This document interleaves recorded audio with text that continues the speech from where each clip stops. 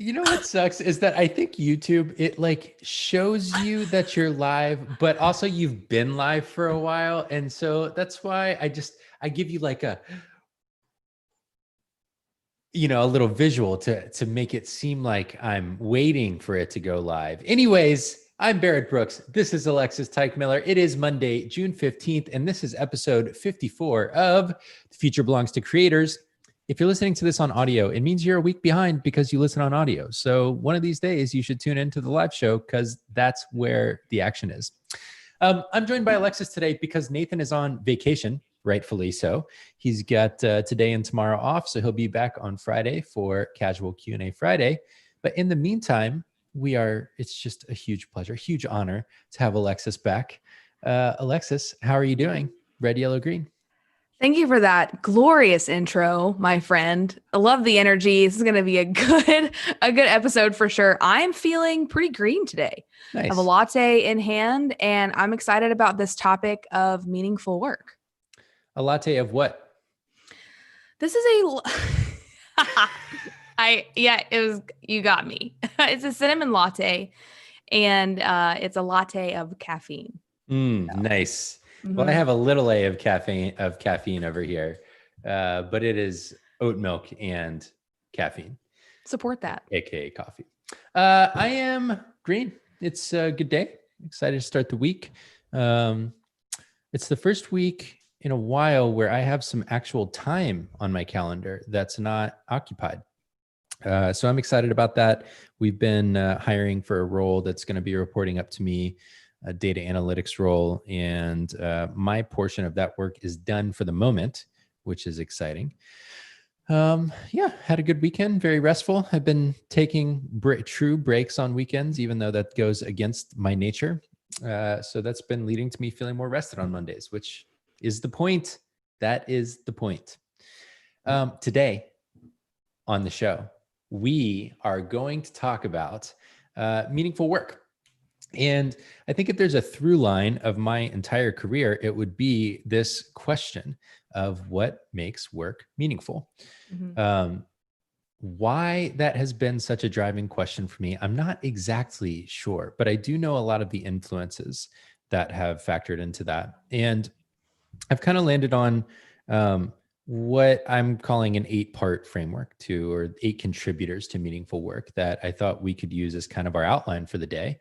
And honestly, I'm not sure if they are all necessary for meaningful work. This is very much still a hypothesis, which is why I'm excited to talk to you about it, Alexis, because I think you've thought a lot about what meaningful work is as well. Mhm. And we'll see what we find. So hopefully this will be participatory, including with everyone listening in. Love to hear y'all, your opinions on what makes work meaningful as well. And we'll get into it.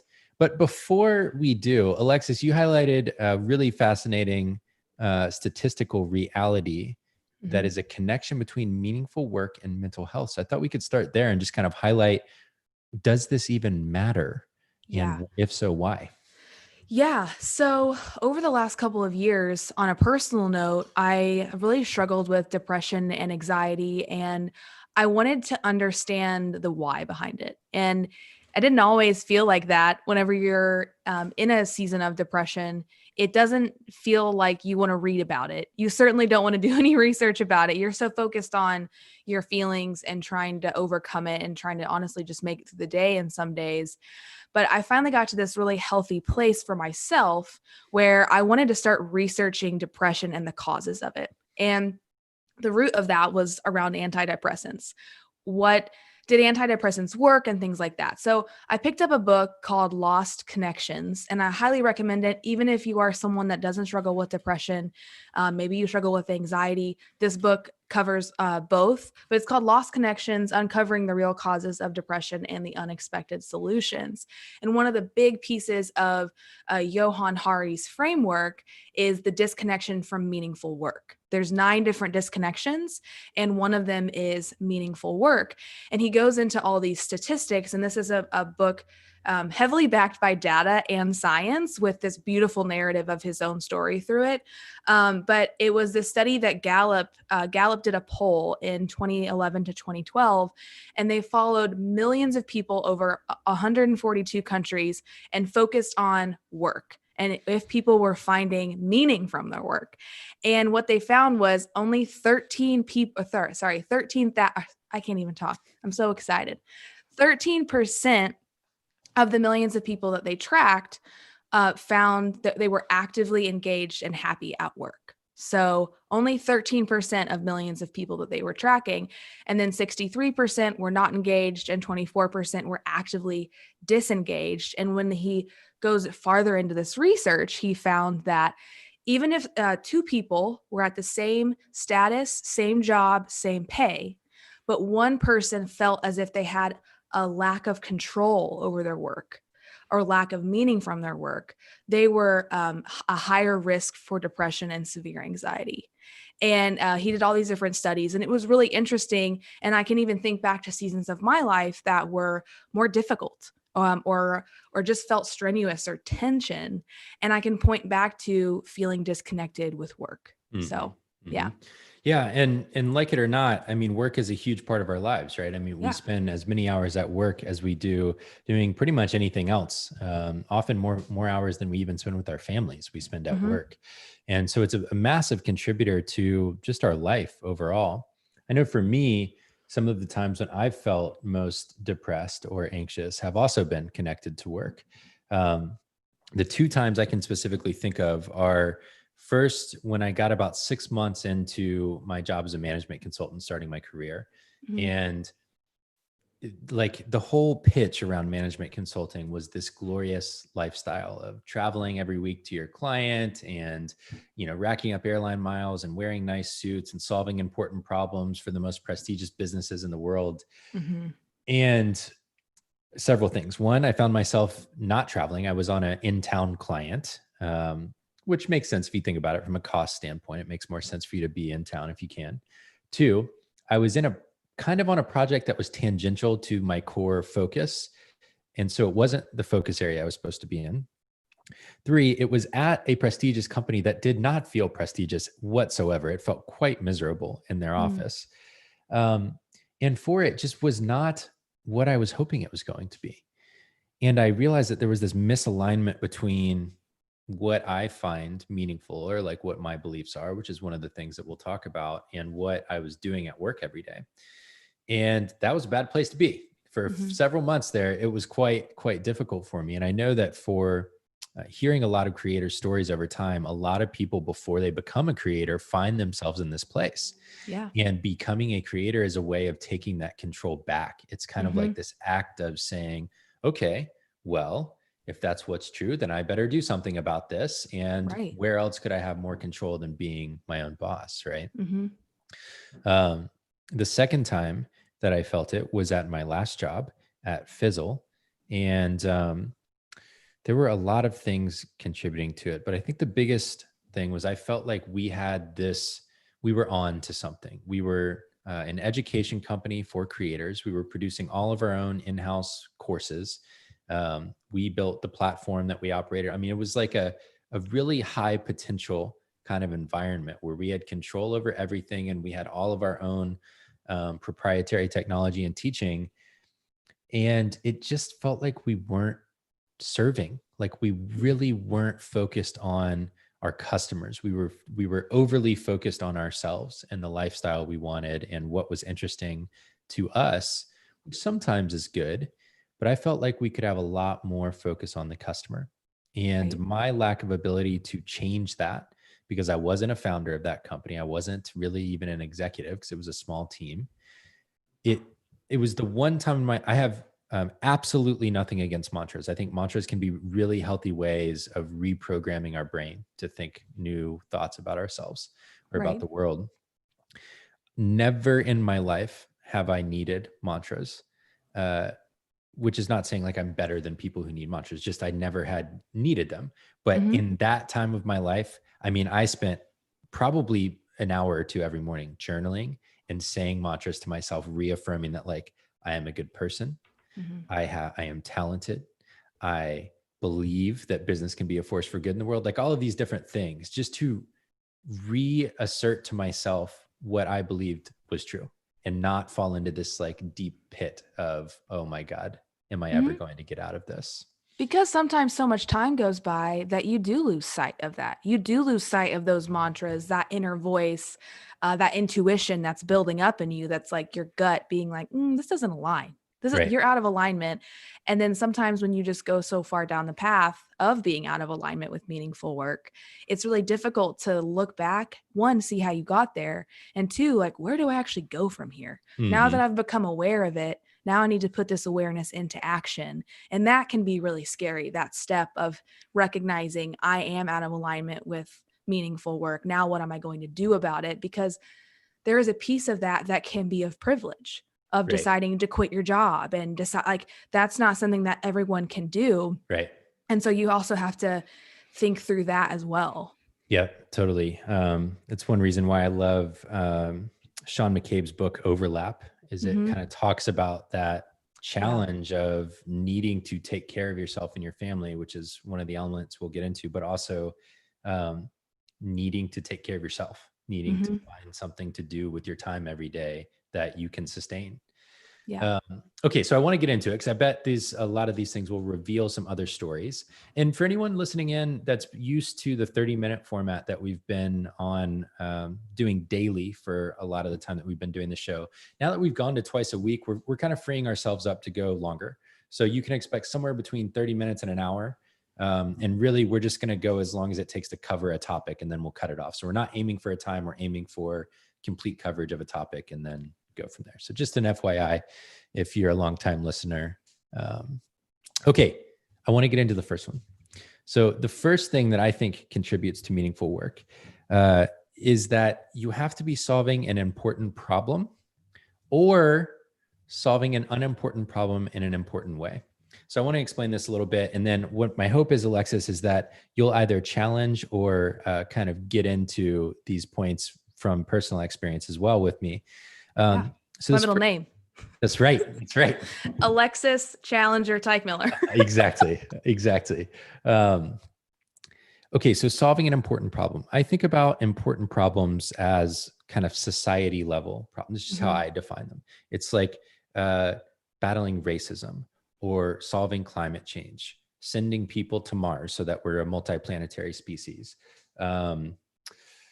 Let's see, providing hope for children in foster care, like providing housing for people in natural disaster zones, things like that, things Mm-hmm. where oftentimes they're equated to nonprofit work, actually. But the more that social enterprise has become a tool and B corporations have become a tool, I think that Right. there's more for-profit organizations who are working in this kind of field. So Mm-hmm. that's what I mean by solving an important problem. And for me, I think that's one of the clearest ways people can identify with, okay, this matters. I should be doing this. This is like something that's worth my time. But on the other side is unimportant problems solved in important ways. And here's what I mean by that.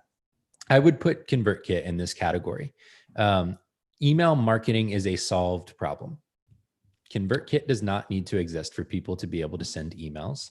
Right. It's not going to directly solve climate change or racism or anything else. And I think that the way we run this company is Yes. doing this work in a very important way. The way Mm-hmm. we relate to a mission is doing this work in an important way. The way we build people up and we share ownership with everyone in the company and share profits with everyone here. And so I think that is a viable alternative when it comes to this first factor of meaningful work, is not for every, like I think about gaming companies as a great Mm-hmm. example. Sometimes games are just for fun. They're not like changing the world. They're just for enjoyment. Right. But the way you run the company, I think, can really change, especially the people who work there's lives. So Mm-hmm. what do you think about this one, Alexis? No, I think it's incredibly important in an industry. Like, an unimportant problem is probably the fashion industry. Hmm. Like there's so much fast fashion, and there are brands now that have come out and they've slowed it down, and they've cared about supply chain, and they've cared about the people that are making their clothes, and they have contributed to incredible change in the fashion industry and who walks on the runway. Like everything from inclusion to fashion week to how the clothes are being made. And it's seemingly like fashion, it could be seen very vapid or shallow, but there are companies who are making huge strides to make this a better place. So I think this is an important one, because I Yeah. think if you aren't connected as there's the organism and there's an organization. And as the organism, if you don't feel really connected to the organization and what they're doing in the world, it's hard to find that meaningful connection between the two. So check. I think this is important. Love it. Love it. Okay. So that's step one. And so the other thing here is my theory is that you need all of these, or you need most of these in order for work to be meaningful. It can't just be one, because for Mhm. example, if you were working at a company, let's say you were working on solving climate change or solving the Great Pacific plastic patch, but your boss was a jerk, for example, or you were in a misogynistic environment, or you were being harassed. Like, I think that negates the impact of the mission, for Yeah, example. absolutely. So the second factor here that I think is a little softer is that your work should align with your essential beliefs about the world. And when I started writing about this one, I realized how complex beliefs are. Like, if you Mhm. were going to explain beliefs to a 5-year-old, what would you explain to them? I would say I sometimes use beliefs and values Yep. interchangeably. So beliefs and values, like I have a personal value system and Right. I apply them in different topics of my life. I have a value system for work. I have a value system for friendships. Like, for example, in friendships, I don't talk about people. I don't gossip. We don't do that. Like that's a value. I guess you could say Hmm. that's a belief. Yep. And when you think about the different categories of your life, you can kind of narrow down specific beliefs and values that you operate out of. So it's Yep. almost like this place that you act out of. And Hmm. it's when you see it acted out and it's out of alignment, you can say, oh, this doesn't align with my values. Yeah. Yeah. I Yeah. love that. It made me think of, I actually wasn't planning to share this, but on my website, I have like an about page that's more about the reader. And then I link to a full bio that's like my professional history and everything. At the bottom, I just kind of include, here are my values and beliefs about the world. Hmm. Um, and so it's like, it highlights on my faith: serve God's purpose, not mine, put my family first, have the courage to lead through service, use business as a force for good, things like this. This might be too many. I mean, I usually encourage people like 3 to 5 is usually more maintainable than whatever this is, 10 or something like that. But my thesis here is that if I were working for a business that directly conflicted with, for example, using business as a force for good. So if I felt like largely we were doing good work, but then this area of the business over here is actively doing harm, um, that might make it hard for me to find the work meaningful. I might end up Hmm. really conflicted by whether I'm contributing to furthering my beliefs in the world or not. Right. Uh, Being a steward of the natural world, that goes back to like your fashion example, for example. Hmm.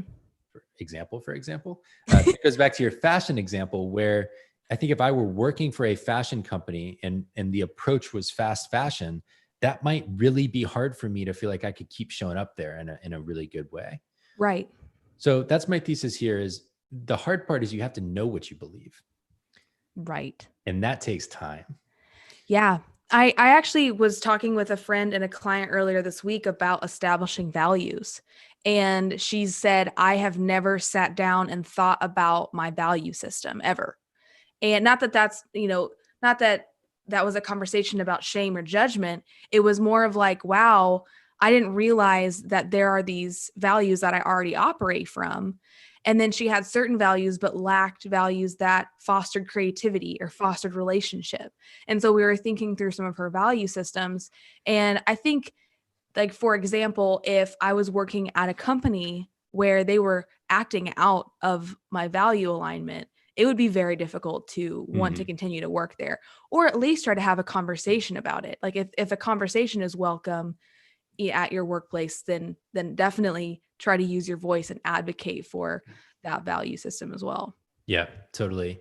And, if I think about some of my beliefs, like taking care of protecting the natural world, another way of framing that is that I think the natural world is the foundation for all human potential, because without a place that we can live, obviously that makes things complicated. Hmm. We really impact that one way or the other at ConvertKit.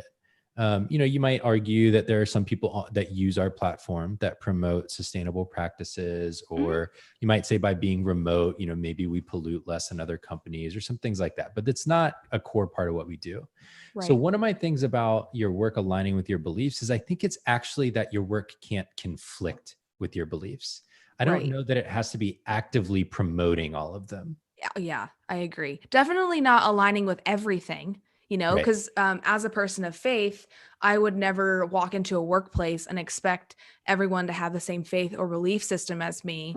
And so I think just making sure that it's a safe place to express your faith of all different religions, that's very important. Yep. So I think that's kind of where it's are my beliefs, is my belief system at least safe in this work environment? Oh, I like that. My beliefs are safe here. Yeah. Hmm. Yeah. I love that a lot. That's a great framing. Okay. So, number 3, this one I'm still working on, but I think I can share a couple of stories, and maybe you will be able to, Alexis, that highlights why I think it matters. And that's that I think for work to be meaningful, we have to be surrounded with people we care about and who care Hmm. about us. Um, my experience here, and maybe this is one where it's like a meaning amplifier. It might not be necessary entirely, but another study Gallup did. Gallup's got some really wonderful research around a lot of stuff related to work. One Right. of the studies they did was they found that if you have a best friend at work, you're significantly more likely to be engaged. And I find that to be true myself. I Me certainly have too. felt like when I have someone I'm really close to, at least one person that I'm really close to, I tend to be happier at work. Right. The other thing they found is that people tend to quit jobs or stay in jobs more due to their managers oftentimes than other people at the organization. And so having a manager who really cares deeply about me has also been Yeah. something that's factored into what I find meaningful at work. Hmm. On the flip side, there's 2 things that I've experienced at work that have taken away from this. One is when there's no real relationship to anyone at work. Hmm. That was very much what I felt in management consulting. It was lonely. It was impersonal. It almost felt like we all put on our suits every day so that we didn't have to share any of ourselves. It was like that was our layer of armor. Armor. Exactly. Interesting. Yeah. Okay. And so I felt basically no connection to anyone at Mm. that job. And that didn't work very well for me. I think that would have changed things if I had felt a strong sense of connection. Um, and the other one is when I have been in a position where someone just didn't seem to care about me, or they actively seemed to undermine the effort I was putting in.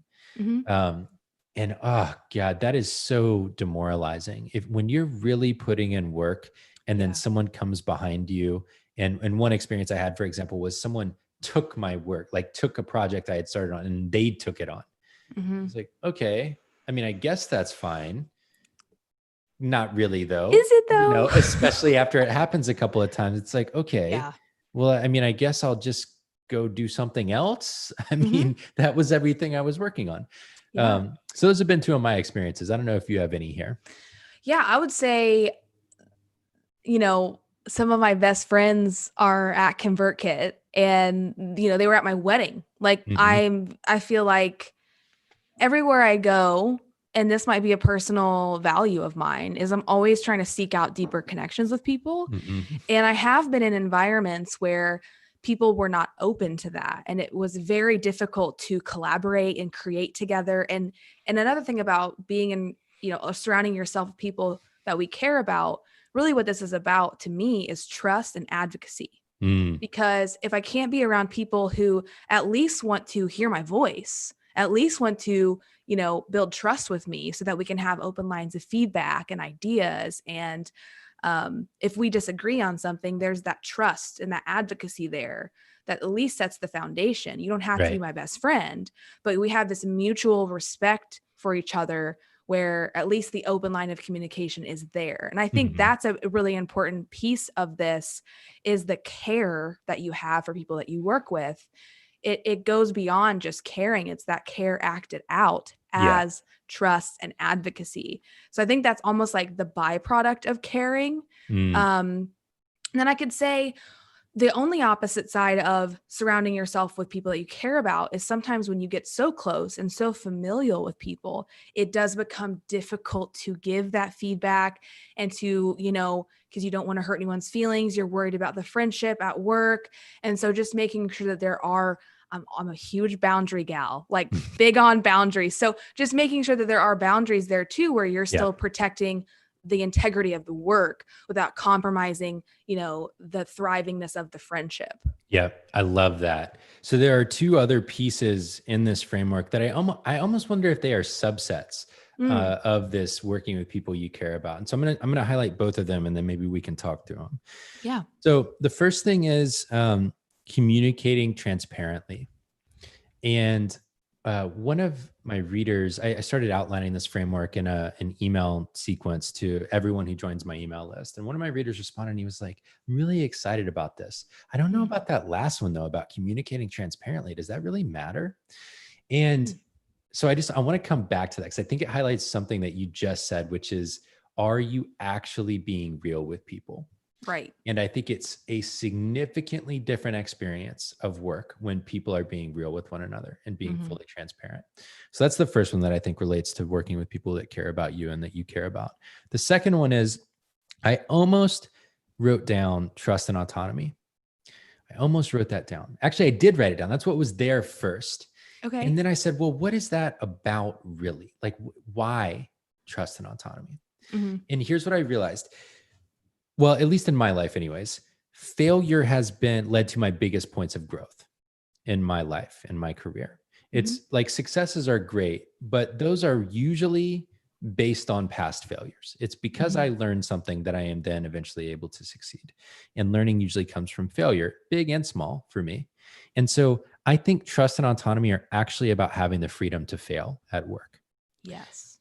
And I think having that safety to know I can screw this up and I'm not going to get fired immediately. I'm like, Right. we're going to have a conversation Hmm. because you care about me and I care about you and you Hmm. want me to grow. And so if I Yeah. mess this up, that's okay. Hmm. So those are the two things that I think relate exactly to what you were saying is we have the freedom to fail and we communicate transparently. I think within an environment where you care about people and they care about you, those things can happen. Yeah. I've experienced that at ConvertKit. I made a really big mistake last year, and Nathan got on a call with me and we got to talk through it. And there was a conversation. It was him trying to gain clarity, me trying to give context. And then we were able to come out of the conversation with a plan and also an understanding of each other and how it happened and how it wouldn't happen again. Hmm. But we had this trust and this foundation of a relationship where I knew that he had my best interest and he knew that I had his best interest and the best interest of the company. And so whenever you're able to go into conversations knowing that about each other, there you just kind of you can sift through all the BS. Hmm. Like it's like, no, we both care and we both recognize that something bad happened. Let's figure out how to fix this issue out of that mutual care. Yeah, totally.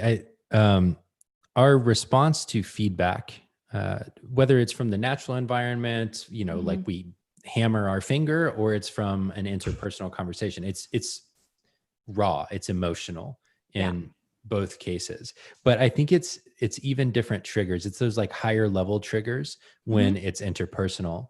And there are two things. When I first receive a piece of feedback, just the like well of emotion that comes up from that is so hard.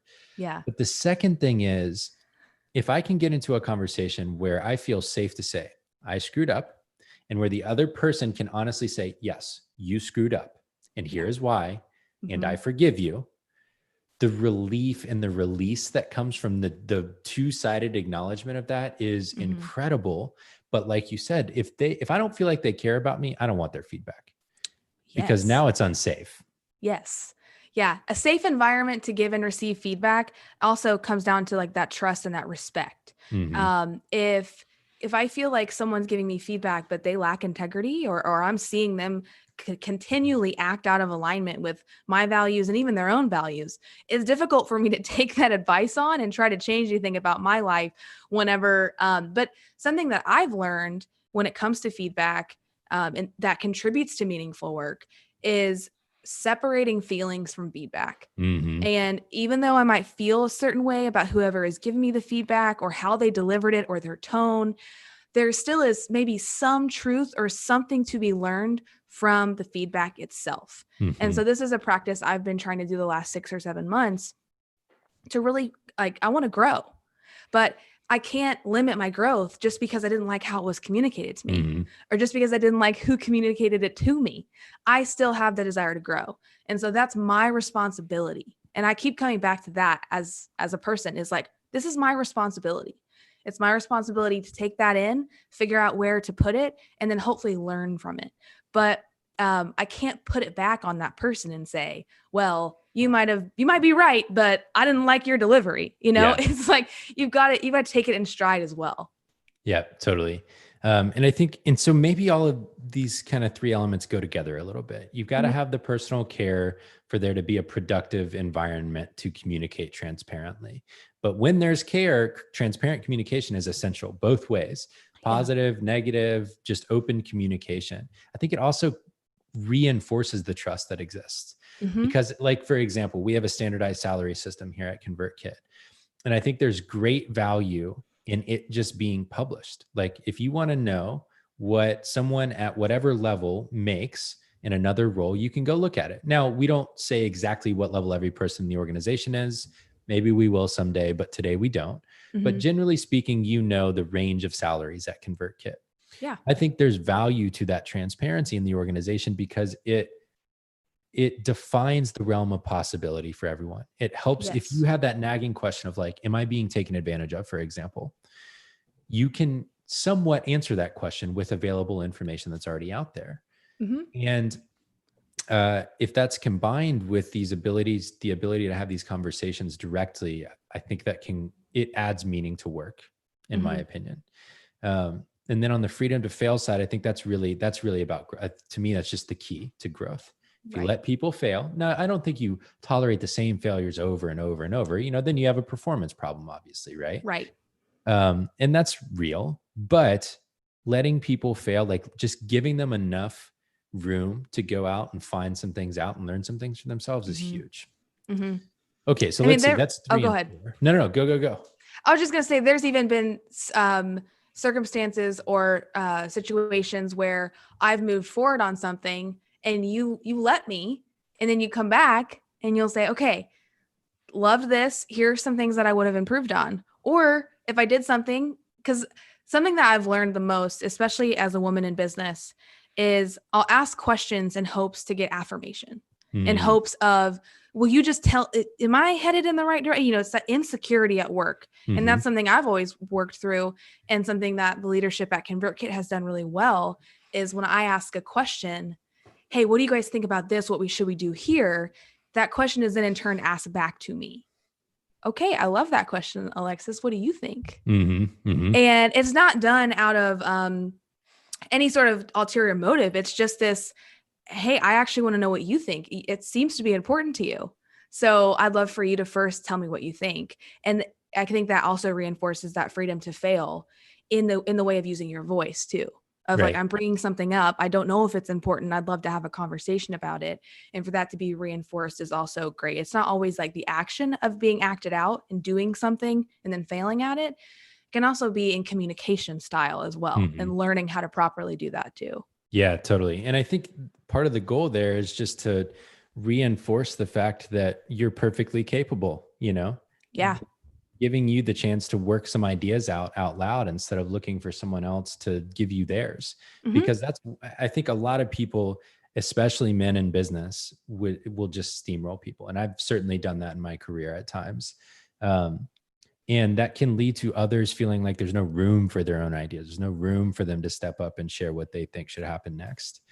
And I think that's really what freedom to fail is about. Is sometimes you got to go a little bit slower, but long Hmm. term, you get a lot more capacity from people. Yeah. Agreed. Okay, so let's see. We've done 5 so far. Solve an important problem or solve an unimportant problem in an important way. It should align with our essential beliefs, surround us with people we care about, give us the freedom to fail, and communicate transparently. So we've got 3 more here.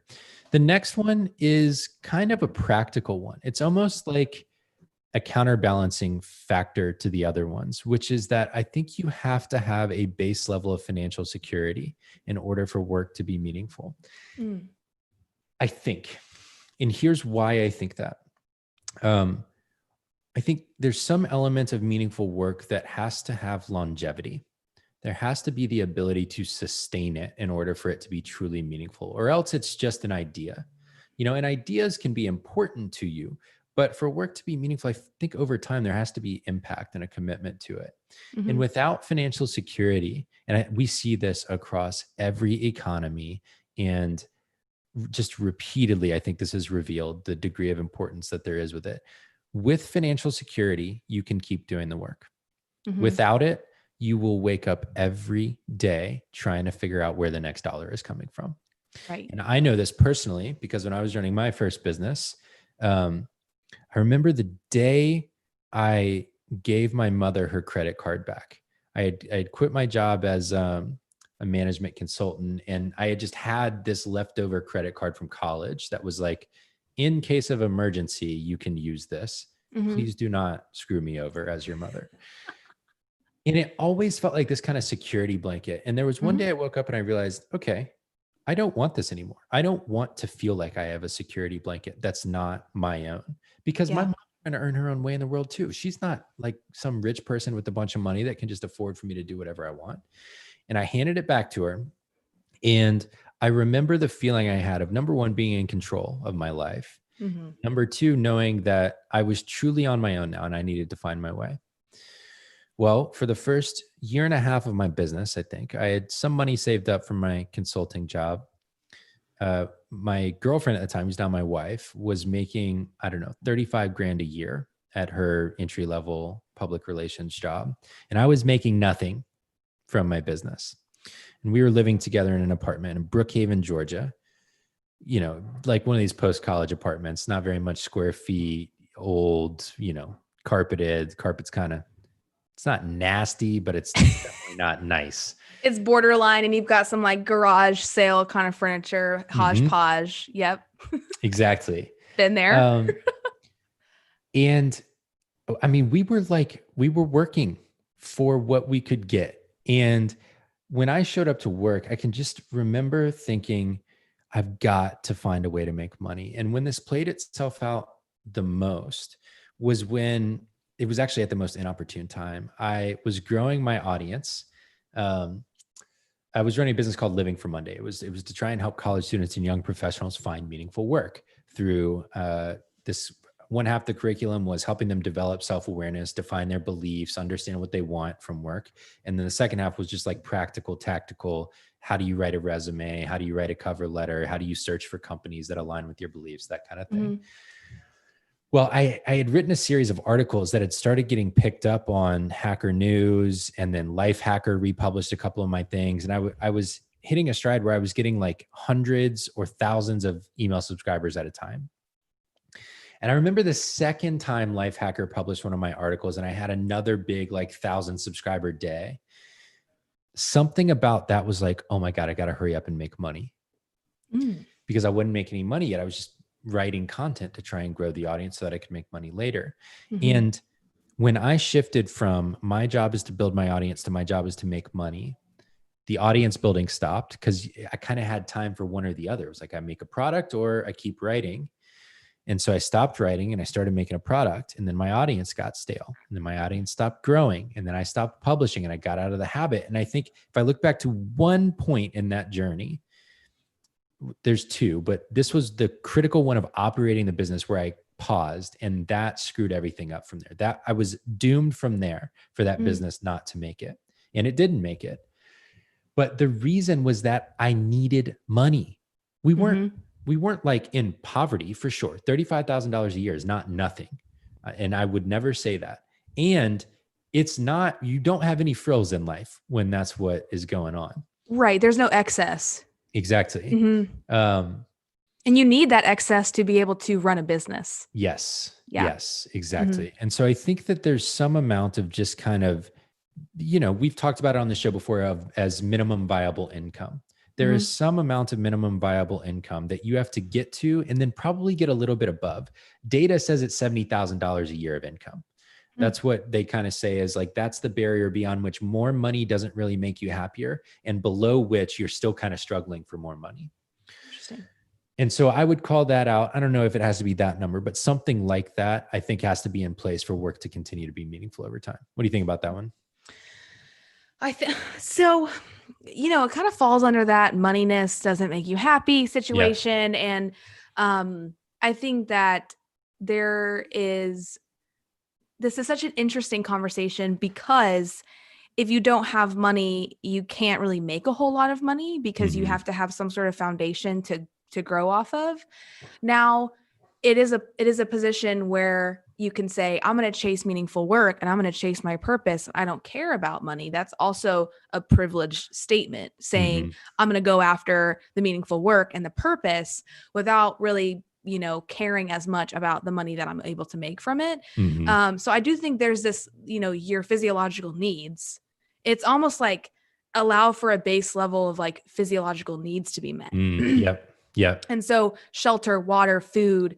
And then from there, anything like that excess that we were talking about, you're able to build that foundation from that excess. So I think that's what resonates with me the most. I was very motivated by money out of college because I connected money to status, to Mm-hmm. fame, to ego. And Yep. like ego is it's one of my lesser strengths, as I like to call it. And I'm very aware of it there. Yeah. And so I fight to be very, I have my finger on my ego all the time. Mm-hmm. And I know where it's at. And I know the level and the barometer in which it's always either fluctuating. And a lot of that's connected to money for me. Yeah. And so when I took that out a couple of years ago and said, I want to operate from a place where I care about my work over maybe the dollar amount I make, I set it from a place of my physiological needs are being met. Yep. And so now I feel like I can make the choice to choose meaningful work over more money. Right.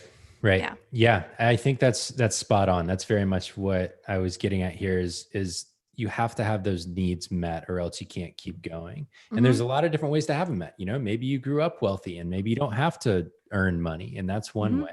Maybe you have a spouse who makes money and you don't have to earn money. You can do it that way. Maybe you earn a salary, so you go to work for someone instead of starting something yourself. That's a way to have that basic sustenance. Right. But if you run off and you go for too long without being able to meet your own needs, I just think you end up burning out. You can't sustain it. Totally agree.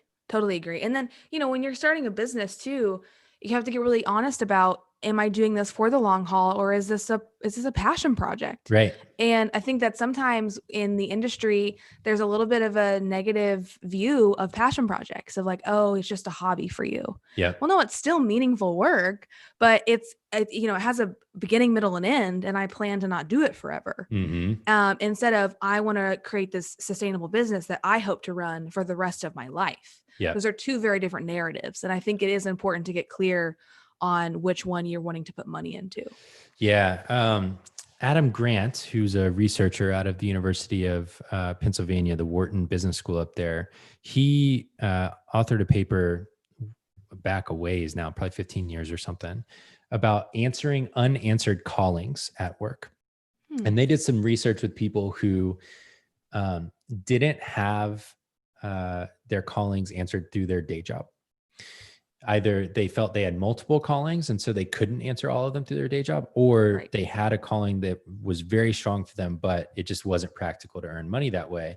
And Right. one of the things they found was that having an outlet for that outside of work really shifts their ability to find meaning in work and life.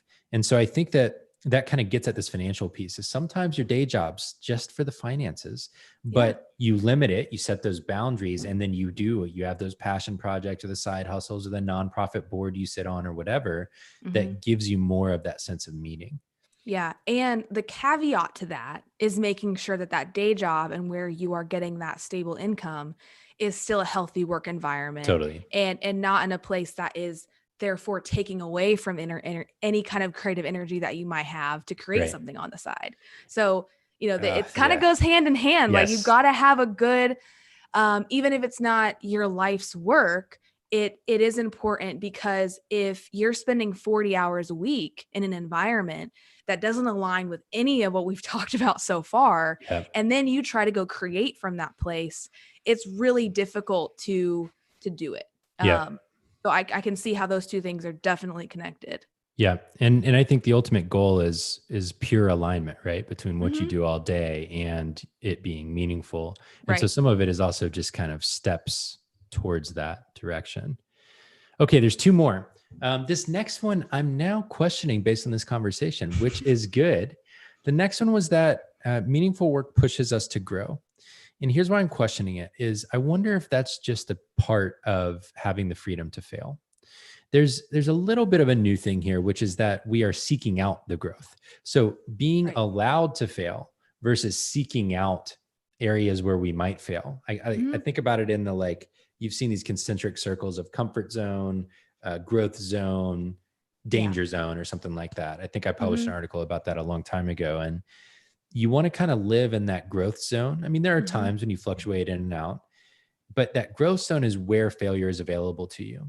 But that you're not just going to magically grow by showing up every day. Right. It's the Very push rarely. pull. It's a push Exactly. pull. Yeah. And so maybe they're two sides of the same coin. Maybe they're different. I'm not sure, but I do think meaningful work pushes us to grow over time. I think when we get stale, we stop finding as much meaning in the work. Hmm. Uh, because it now has become almost just like repetitive or rote. We're just going from memory rather than actively seeking out something new.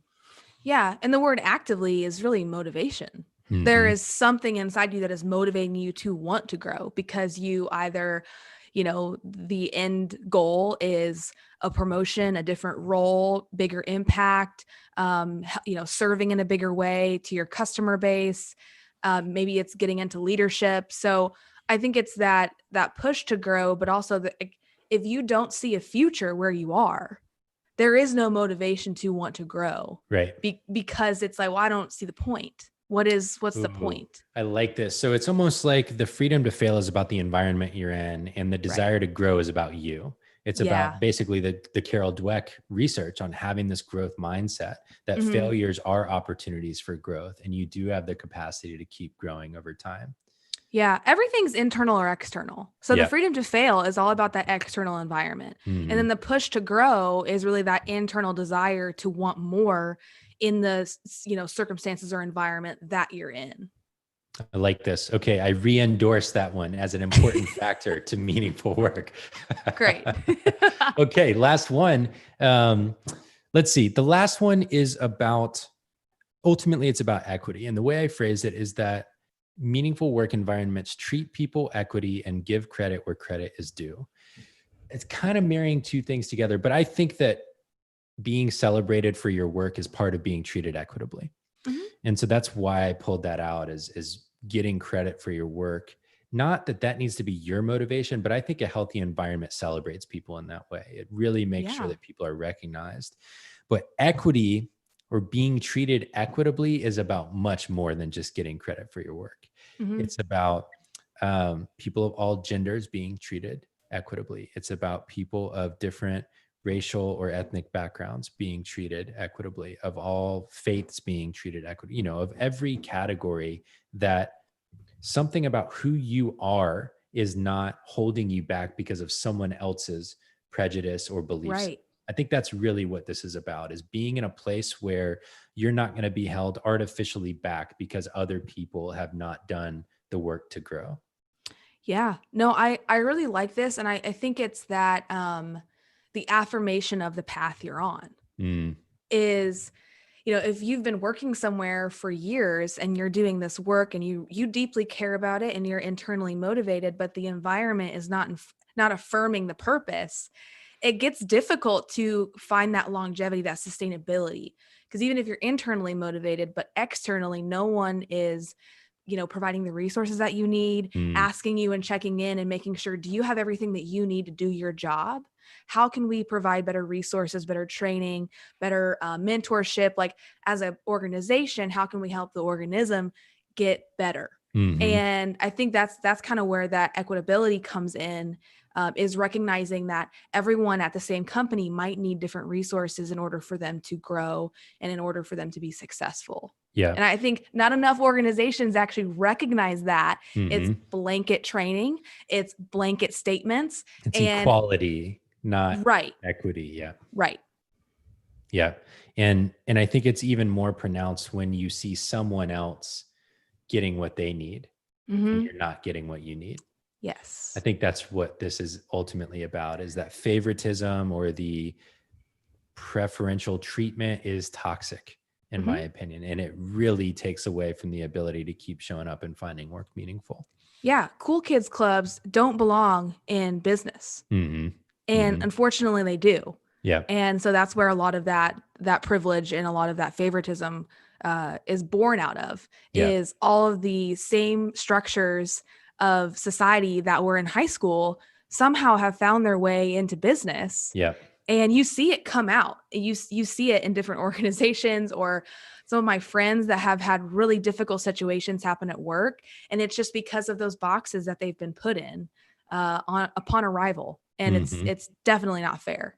Yeah. So That's awesome. Well, that's the framework. 8 things that contribute to meaningful work. we I'm going did to keep it. workshopping this. I'm curious to find out as I continue diving in. Are there other things that aren't on the list? Are there things that are on the list that maybe aren't necessary? But Mm. the layer I'm really excited about is I've kind of like had my personal experiences that have reinforced a lot of this. And then over time, I've read more and more of the kind of academia side of this thing, of what's the research telling us. And the marriage of those two is where I think this could get really exciting, is can we Yeah. prove any of this with the work Mhm. that's already been done out there? So anyways, maybe we'll do a part 2 sometime in the future that marries some of that stuff. But in the meantime, boop ba-da-doo, boop ba-da-doo, boop Do, ba-da-doo, do, doo, doo, doo, do. doo. Creator of the day. What the heck? Oh, just made my day. Okay. Do you want to go first, Barrett? You go first. By all means, you go first. Okay. My creator of the day is Feminista Jones. So she is a feminist. She's a writer. She has incredible books, and she's my creator of the day. I've really enjoyed following her, especially in the last couple of weeks, but even prior to that, and all of the education and stats and work that she's doing in the feminist social justice space has been incredible. So big fan of Feminista Jones. Love that. My creator of the day is Brian Stevenson. My wife and I'll go ahead and jump into my resource of the day as well. But my wife and I watched a movie called Just Mercy this weekend. Mm. It is currently free to watch on Amazon Prime through the month of June 2020. But even when it's not free, it'll be well worth the cost to rent or buy. Brian Stevenson is the founder of the Equal Justice Initiative. Just Mercy is the story of starting that organization. And the work that he did coming out of Harvard Law School down in Alabama. It stars Michael B. Jordan and Jamie Foxx, 2 remarkable actors amongst many who are in the film. And it is an emotional journey through the history of this country and the on the ground activist work that has to happen to change systems that are broken. Mm-hmm. The fact that Brian Stevenson has been doing this work for over 30 years now is remarkable. And it is the perfect parlay between our topic of the day and the work he has done. I think he is a testament to what it looks like to do meaningful work and sustain it over a really long period of time. I would guess that I'm not saying that like he felt meaningful or felt the work was meaningful every day. I bet there were a lot of times when the systems he was working within made him question whether that was true. But remarkable movie, remarkable story, remarkable organization that you can still donate to right now, today, that is more relevant, maybe more relevant than ever in terms of what the country and what the world's going through right now. Yeah, I watched that about a month ago, and it is an incredible. The criminal justice system, Broken. very broken. It actually makes, well, maybe I'll share two resources of the day, just because that we were talking about the criminal justice system and all of the racism and systems that need to change within that, is a podcast called Wrongful Convictions by Jason Flom. Jason does a ton of work with legal resources, trying to get people that have been wrongfully convicted out of jail. And a lot of people of color and people of the Black community have suffered for that. Incredible podcast. And he has a lot of organizations that you can donate to provide legal resources for people that are either on death row or doing life for crimes that they did not commit. Great podcast and resource. Another one is a workshop by a friend of mine. We're in the same mastermind. Her name is Trudy LeBron. I'm going to drop this actually in the chat for those of you that are with us live on YouTube, but she did a workshop called Show Up and Serve. And if you're in the coaching industry or consulting, or you're working with clients one-on-one, it's a workshop for white coaches and consultants on specifically how to show up right now and in the months and years to come for your clients of color or clients in the Black community. So I just dropped that in the chat in YouTube, but you can also just Google Trudy LeBron, Show Up and Serve, and that'll also pop up as well. Love it. Here's my thought of the day.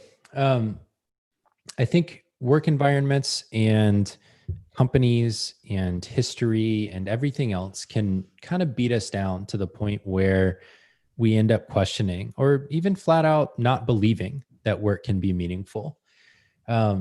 I know I was in that place, several months into my career at Ernst & Young as a management consultant. And that's not to say all management consultants are miserable. I was just miserable as a management consultant. But work can be meaningful. It can. For many, many people around the world, it's meaningful.